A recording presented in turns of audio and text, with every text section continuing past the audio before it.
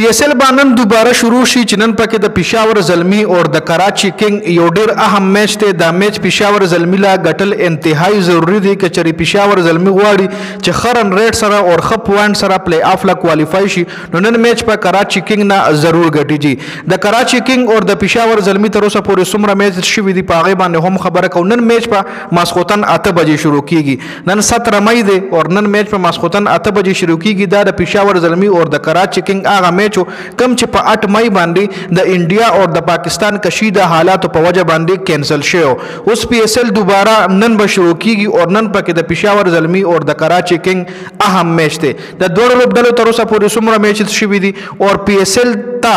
د کراچی کینګ او د पेशावर ज़ल्मी کم کھلاڑیان دوباره راغلي دي نو در سره هم په دی ویډیو کې شریکوم مکمل تفصیل در سره د نن میچ حواله سره شریکوم نو ویډیو خپل هم مکمل ګورئ او مخکې ملګرو سره ضرور شریک کړئ عمده میچ په د راولپنډي په سټیډیم کې وی چې د راولپنډي په سټیډیم کې مخکې هم چې بیا کینسل شوی د انډیا او پاکستان حالات په وجه باندې په عمره سټیډیم کې به دا میچ نن دوباره کیږي جی دوباره خو لخر نه وایو خو نن PSL دوباره شروع شو نو دا میچ په د سر نه کیږي دا میچ نو شوی ټاسم پکې نو شوی سم د مازیګر دا میچ کینسل شوی جی خره पेशावर ज़ल्मी او د کراچی کینګ تر اوسه پورې 22 میچونه شوي دي چې په 22 میچونو کې पेशावर ज़ल्मी 15 میچز ګټلې دي او کراچی کینګ 9 میچونه ګټلې دي वो میچونه کراچی کینګ ګټلې په 22 میچونو کې مطلب د کراچی کینګ ګټه د पेशावर ज़ल्मी خلاف کم ده 167 ایوریج سکور د पेशावर ज़ल्मी دی 155 ایوریج سکور د کراچی کینګ دی د یو بل خلاف هایست سکور 201 د पेशावर ज़ल्मी دی او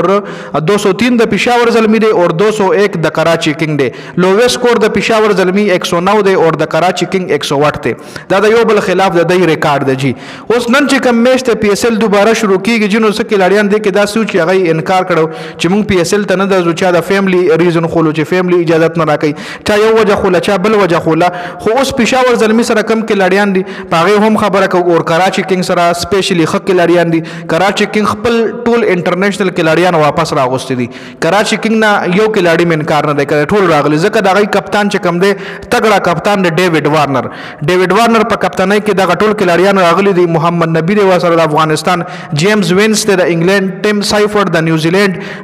بن میکډرمټ د استرالیا او نوې کلاړي هم د سکاټلند اشتل دی جارج منسه دا غنوم دی چې دای نوې کلاړي د سکاټلند اشتل دا د کراچی کینګ غیر ملکی کلاړيان دي د بهر ملک کلاړيان دي او पेशावर ज़ल्मी سره چې کوم د بهر ملک کلاړيان دي